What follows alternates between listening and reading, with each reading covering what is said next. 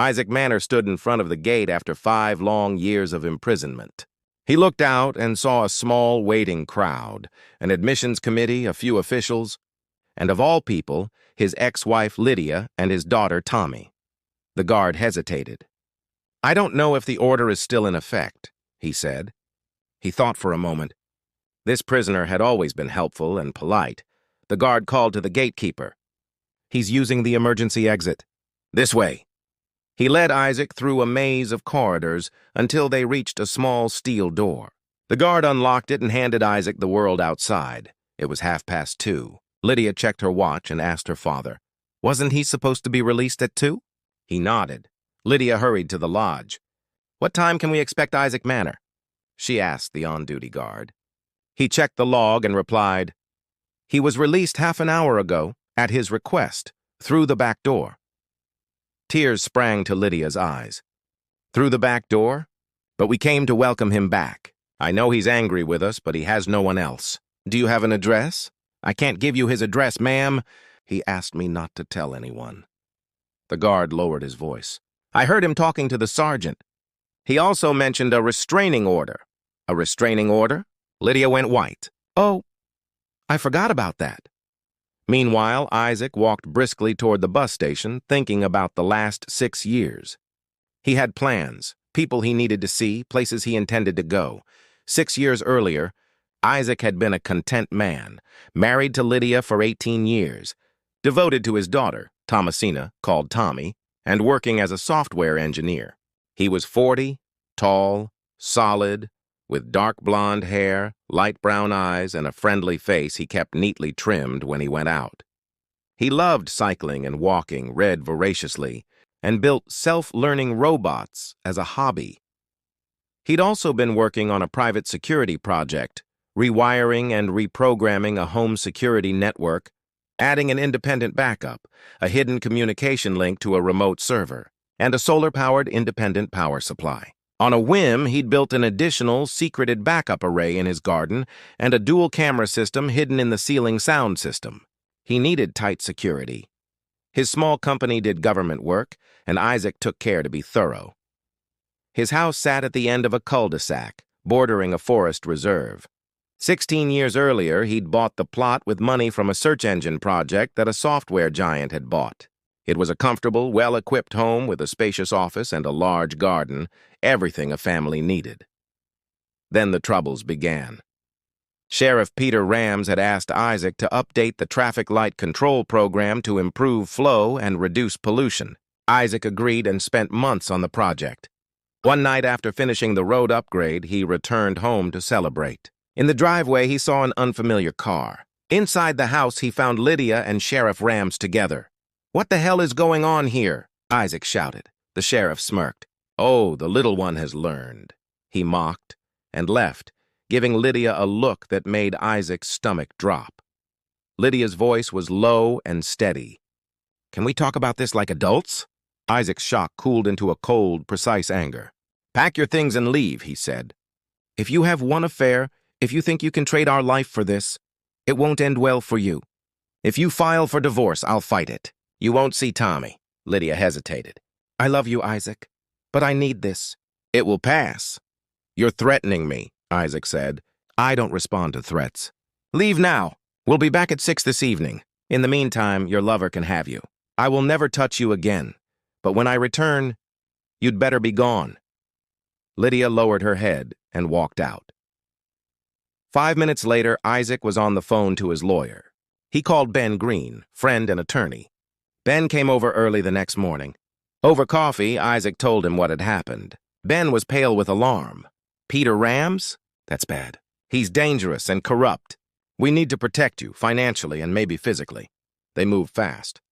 Ben suggested power of attorney so he could handle Isaac's finances in an emergency and began divorce proceedings. But before anything could be finished, the door burst open. Officers stormed in, knocked the men to the floor, and arrested Isaac.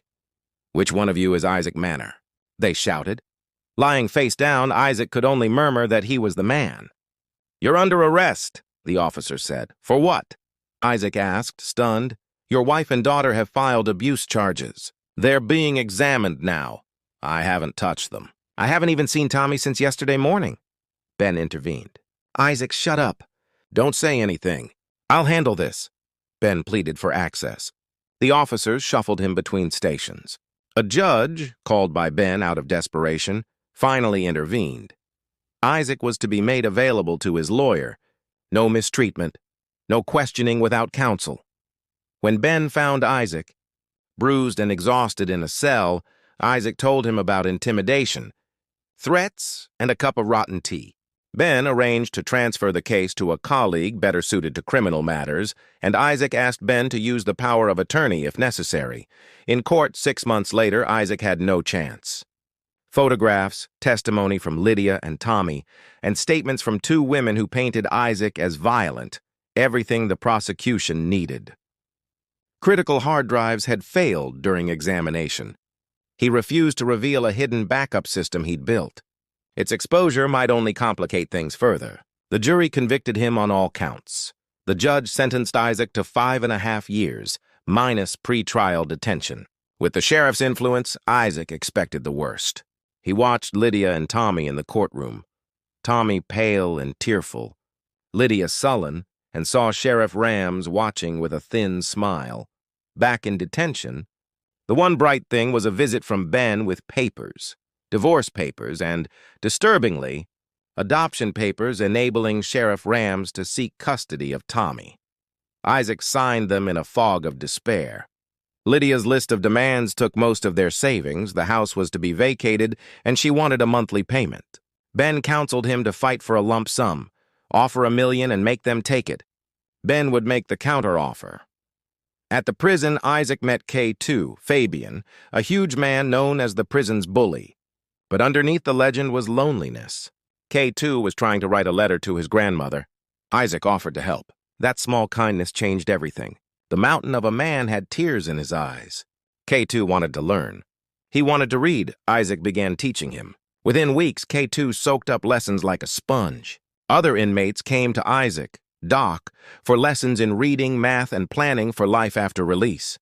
Isaac taught them how to write business plans, to think like entrepreneurs. He taught a baker to plan a bakery and convinced K2 that a future in security wasn't out of reach. It takes a thief to catch a thief, Isaac would say. Ben and Isaac quietly started an investment fund to help former inmates start businesses. Ben handled the legal side, Isaac finances. Together they helped many men get on their feet. Paradoxically, Isaac found purpose inside the prison walls, but the system still worked against him. Parole boards were stacked with Rams's allies. Negative reports from the warden kept Isaac inside. When a welfare worker asked why he hadn't applied for parole, he explained, "If I get paroled, who's to say the parole officer isn't one of Rams's cronies? They could throw me back in on a whim. I'll be out in a year, truly free, on my own terms." One late night, the warden called Isaac in. The prison's admin computer had problems, and the warden, embarrassed, had hoped to lure Isaac into illicit internet access so they could penalize him. Isaac examined the machine, found a keylogger and a worm that was eating files, evidence of sloppy sabotage. He told the warden he could fix it, but only with clear legal protections. The warden, trapped by his own scheme, granted Isaac monitored internet privileges. Once at the terminal, Isaac disabled the keylogger, quarantined the malicious files, and set the system right, while leaving breadcrumbs so a capable analyst could later trace the sabotage to the amateurs who'd done it. Curious, he checked his home security system remotely. What he saw filled him with horror and rage. His house was gutted. Men, directed by Sheriff Rams, were hauling things away. The central system had been tampered with. Much was destroyed or stolen. A plan formed. Isaac wrote a small program that allowed his security cameras to stream and be downloaded. He uploaded it and then covered his tracks. He left a lingering, subtle worm to reappear in a year, an insurance policy of sorts. Satisfied, he withdrew, careful to remove obvious traces. Not long after, an FBI agent arrived, stunned and attentive, after Ben's letter and Isaac's evidence led them to investigate. The files and the live feed revealed Rams's actions and financial irregularities. Within weeks, federal investigators had enough to take action. Isaac had helped put Rams squarely in the crosshairs. The message they sent was clear. Rams woke up in a high-security cell, bound and disoriented. A voice calm and hard told him, "If anything happens to Isaac or to his family or friends, we will find you. Apologize for what you did, and know that we can reach you any time." The broken and terrified sheriff nodded. When Isaac left the prison that day, he went to Ben and Anna's home. Anna fussed over him like family. Ben hugged him and joked about the battered blue truck Isaac had chosen. They insisted he stay the night. It was the first time in years Isaac felt something like safety. He slept poorly, the bed too soft, the house too quiet. But it was a good kind of quiet. The next day, Isaac returned to his house. The interior was a ruin. Furniture stained and broken, ceilings torn out, wiring ripped, electronics gone, the smell of damp and neglect. He opened the truck and began hauling in a few essentials, folding chairs, a camp bed, a sleeping bag, a small stove. He had brought toiletries, clothes, and the necessities to make a temporary life among the wreckage. Neighbors watched. Laura, who often used the house as an observation point in the investigation, peered through binoculars. She saw Isaac, haggard but determined, assess the damage. Anna and Ben arrived to help. When they saw the devastation, something in Isaac broke. His anger finally surfaced. He assessed what was left, counted losses, and vowed to rebuild, not just the house, but his life. He had allies now. He had evidence. He had a fund to help others and a team that believed justice could be served. Most important, he had purpose. Teaching, building, and preparing to make sure no one could so easily destroy another man's world again. As the sun set over the ruined roof lines, Isaac stood amid the wreckage and began to plan his next move. He would not be broken. Anna laughed out loud, but it was Anna who answered Laura. "Your neighborhood has gotten a heck of a lot better," she said. "No, there's nothing wrong with Isaac. He'll get better with time." Laura didn't look relieved. "So he's not dangerous then?" Anna shook her head. "I'm sorry to ask, but was it really that bad?" "Dangerous?" "No," Anna said. "No matter what the rumors say, he's not dangerous at all. He's one of the gentlest people I know. He'll probably be the best neighbor you've ever had." With that, Anna climbed into her car and drove off, leaving a confused Laura standing at the gate, reflective. Isaac walked through his house, taking stock. The wires in the fuse box had not been cut, only the fuses were gone. A small black box, tucked in a niche above the door, seemed untouched. It was the fuse box for the solar panels that powered the backup security system. The other panels powered the external system, which, as he had learned, had helped bring down Peter Rams. Isaac went straight to the study. What had once been his office was now a pile of trash and empty boxes. His desk still sat against the wall, grimy and neglected. Feverishly, he shoved everything aside. He flipped the desk with effort and pried up the base. The hatch came free. Behind it, the backup system blinked green. "She's still here," Isaac breathed. This hobby of his had turned out to be very worthwhile, assuming, of course, it still worked. He was fairly certain they hadn't found a single hidden camera or microphone. Otherwise, the house would have been torn apart looking for them. A computer or laptop might be missing, but his memory had not failed him. Brisk. The afternoon became shopping, a phone, an ISP account, a tablet. Laptops could wait. They needed power. Flash drives, a small generator. Solar alone wouldn't cover what he planned. He returned with a truck full of gear and dinner. After they ate, he called Ben. "Hey, Ben, it's Isaac. Got a pen and paper?" Isaac gave Ben his new number and email and asked for a list of XCOM companies. Ben replied within minutes. He always seemed to anticipate Isaac's train of thought. Light, curious. The next morning, Laura peeked out and saw her new neighbor sitting in the sun. He had a folding chair, a little table, a laptop, and he was on the phone. Laura checked online and frowned. The records said this man had been in prison for 5.5 years for assault. That kind of sentence suggested a monster. Yet the neighbors said he was harmless. Confused, she stayed cautious. She had Timothy to look after that morning. Her part-time job paid little and offered no flexibility. As she ate breakfast, a van pulled up outside with ex-con services painted on the side. Under it, a slogan: "We had a hard time learning to be honest. Now we do honest work, at an honest price." She saved the number for later. When Tim was in school, two men from the van introduced themselves to Isaac with smiles and handshakes. They carried a thermos and a large bag. Isaac laughed and invited them in. He noticed the neighbor watching from her window. He waved and thought, word will spread. Maybe introductions could wait. He gave the crew instructions. "We'll start with the kitchen, the bedroom, and my office," he told them. "Anything you find and don't know about, ask me." That afternoon, a truck dropped a 40-yard dumpster. The house was being cleared. VO, gentle. Later, a minivan bearing the XCOM sign arrived. A woman stepped out, directed the team, then walked to Laura's door. She rang the bell and handed Laura a bouquet. "Regards, Dr. Isaac, for the inconvenience," she said. "If we're too loud, tell us and we'll stop." She left, and Laura stood stunned with flowers in her hands. Across the street, Isaac sat by his door and waved. She waved back, clutching the blooms. 2 weeks and 2 dumpsters later, the house was emptied of the past. Isaac and the contractor had plans to restore the interior. Progress was slow but steady. Only his bedroom and part of the kitchen were usable. Isaac sat at his desk near the door as rain began to fall. He had built a shelter beside the house and retreated under it, enjoying the fresh air and the sound of rain on the tarp. Scene shift. Comforting. A car stalled nearby. Laura stood by her vehicle, panicked. Isaac grabbed an umbrella and walked over.